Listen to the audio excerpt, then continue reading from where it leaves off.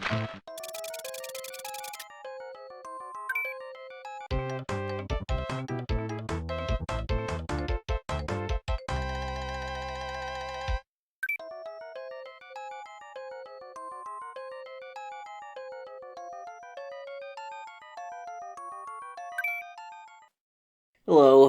and welcome to Real Person Reviews. I'm Sam. I'm a real person. And today, I, Sam, want to talk to you, hopefully other real people, not just bots that will say, great video, check out my porn site, about Mario's Super Picross for the Super Famicom. And a few things for the preface here is that actually, the one of these things is that basically I did review Mario's Picross for the Game Boy. So I would really strongly recommend you check that review out first, because this is a sequel to that. It is a successor to that. And another thing up front is that I've played this on the way that I guess has only been the way to really do it in North America officially. For the first time, we've got it on the Switch Nintendo Online. So you can go there and you can check out the Super Nintendo games, and it's been released there. Even though it is still just the Super Famicom game, it was released there and on virtual consoles and other places like I think some places in Europe later, but it was never really sent here. So this is the way I've played it, not the actual Super Nintendo cartridge or anything else. It's just Nintendo Switch Online. So just if there's any weird differences or something, like note that, I guess. But I think that's pretty much everything in the front. Just, yeah, check out the Mario's Picross review if you want to know some of the basics of Picross in general. This is kind of trying to expand on that, since it's basically going to be, a lot of the same stuff, but what's new here now that they've done another one. And I don't have it physically, so the screen is showing you a thing. A thing. So, same kind of thing here. Mario's Super Picross. It's got full color now because it's on Super Famicom. And it's got the upgraded 16-bit sound for the sound effects and music. Same kind of thing of like doing the Picross puzzles. You finish the puzzle, you get a picture. Although now also, when you finish it, the picture will be in full color. And some of them are animated as well. And they'll tell you what the picture is a picture of. There is still a how to play thing for you to learn how to play. There are a bunch of, basically, levels consist of a bunch of different puzzles. Once you beat all the puzzles in a level, you go to the next level. After seeing a little congratulatory screen and be like, hey, you beat this, congratulations, you beat the stage. With a little graphic that goes along with it. Same thing where, like, you have a time limit, 30 minutes to complete the puzzle. You can start with a free hint right away that reveals a row and a column. You can get additional hints like this at the cost of remaining time as you play from the pause menu. You can also switch the music, the BGM, and then you can basically, if you make mistakes when trying to fill in squares with filling them in or crossing them out, if you make mistakes there, you'll get a penalty to your remaining time. And running out of time means you have to start the puzzle over again from the beginning. And the puzzle sizes can be, there's 5x5. I guess there's 5x5, 10x10, 10x15, 15x15, 15x20, 20x20, and there are some 20x25 puzzles as well. So those are all the grid sizes you'll be working with in the game. Also, there are, after you get so far into playing the main stages, the Mario levels, you'll unlock Wario levels, which have the same rules for completing puzzles, but instead of a time limit, the time counts up, just to see how long it takes you. And there's also no hints, and there are no penalties to your time for making incorrect guesses. Nothing tells you that you're making incorrect guesses either. So, essentially, in this mode, you beat it once you solve the puzzle. There's also a new function on these, though, on the Wario levels, where It has like a question mark on it, and basically what it does is that everything you've done on the puzzle up until that point gets locked in, and you can do additional guesses of filling in boxes and crossing out boxes. And at the end of doing a bunch of that, you can solve it in that mode, and it'll solve it like normal. But at the end of doing a bunch of that, but like you can choose to either keep all the stuff you've added onto there, or erase all of it and go back to the point from which you started that. So you have that option. But that's mostly it for the differences, and then in total there are actually 300 puzzles in the game. That's pretty much, I think, the extent of new things for the game, and I'll say that I do like having more puzzles to do with Picross. I think it's neat that some of the, like the solutions have these little animations to them. It's kind of fun having the meta game of like you finish the puzzle and before it shows you the colorized animated part of it, it's just showing the black and white version of it without the grid lines. You're like, what could that be? It was kind of fun to try and guess what it was.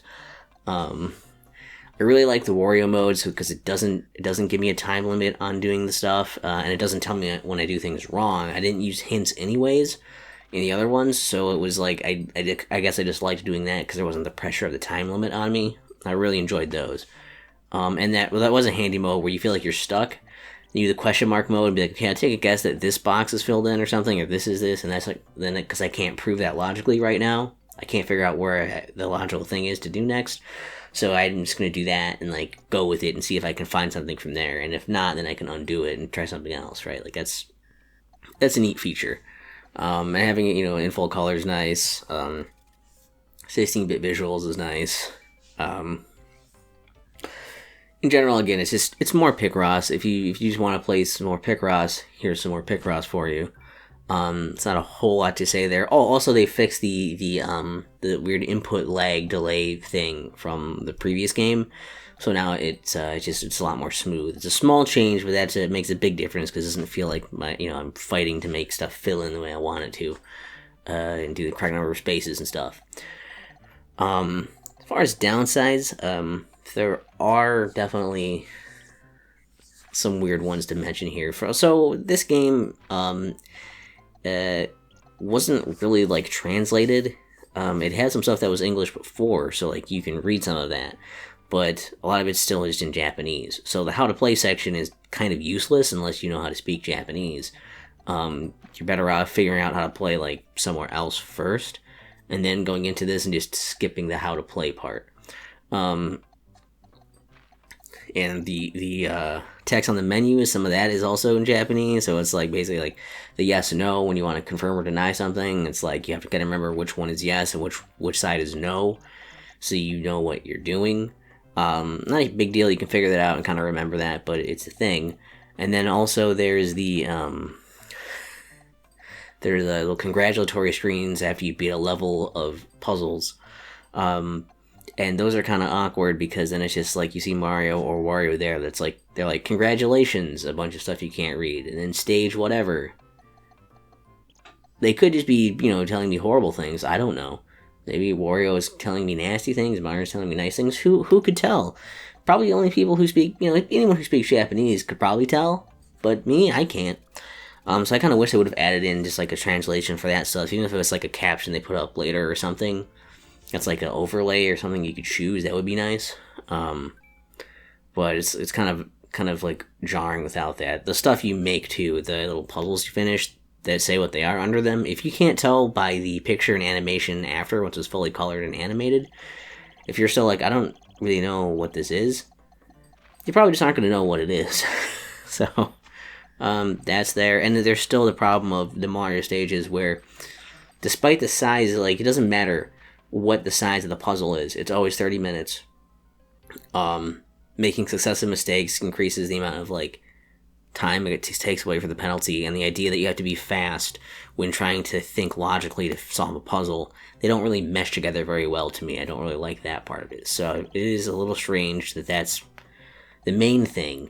I understand it's kind of hard to not know when you make a mistake, so you could waste a lot of time doing a whole puzzle off of a mistake and it not working out somewhere, but just the idea of like having to fail and restart the puzzle again too because you have to sit there and think about everything, like I don't know, it's a little frustrating to still have that. And then the big elephant in the room for this game, I think, is Yeah, I played it on Nintendo Switch Online. A lot of it while I was watching other stuff on the side. But, like, um, the big issue, I guess, with this concept is that it's really for the Super Famicom. So if you had, like, the original game, it's like you were kind of stuck playing on your TV. So you would have to, like, sit down and dedicate the time to playing that. Rather than, like, the first game where it was on the Game Boy, you could just kind of pull out and play it on your Game Boy wherever you were when you're doing something. Just take a few minutes to do that, put it away. This way, you have to be like at your Super Nintendo, at your TV, and dedicate your time and your TV to playing Picross. And it feels like kind of a big jump. And again, I don't think they did anything to really make it a Mario game, right? Like, it's a Picross game that they just threw Mario onto, and also threw Wario into it, and a few other characters make cameo appearances in background images. But most of the pictures and things you're making aren't really related to Mario, so why did they do it? I don't know. I still think these were things they really could have fixed up and remedied, and it's like some of the stuff could have easily been fixed by, like, making it more Mario centric and making maybe more to it or something. I don't know. They could have done a bit more with it than they did, and they didn't.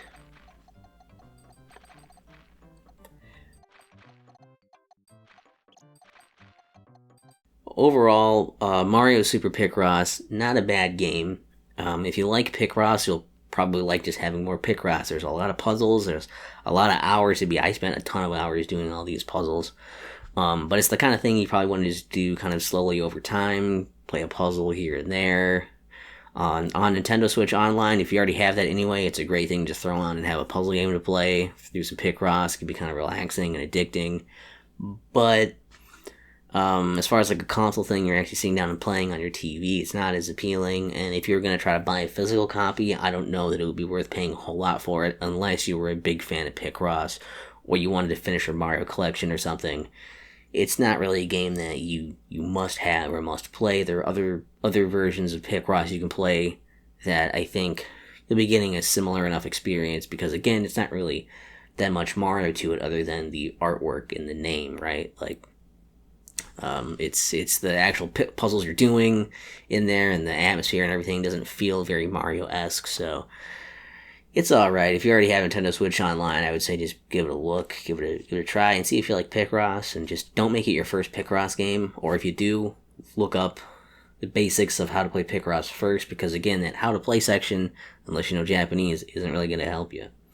I think that's it, so hopefully this was somewhat interesting, even though it's largely just being like, hey, imagine that other Mario Picross game, but with color and tied to your TV.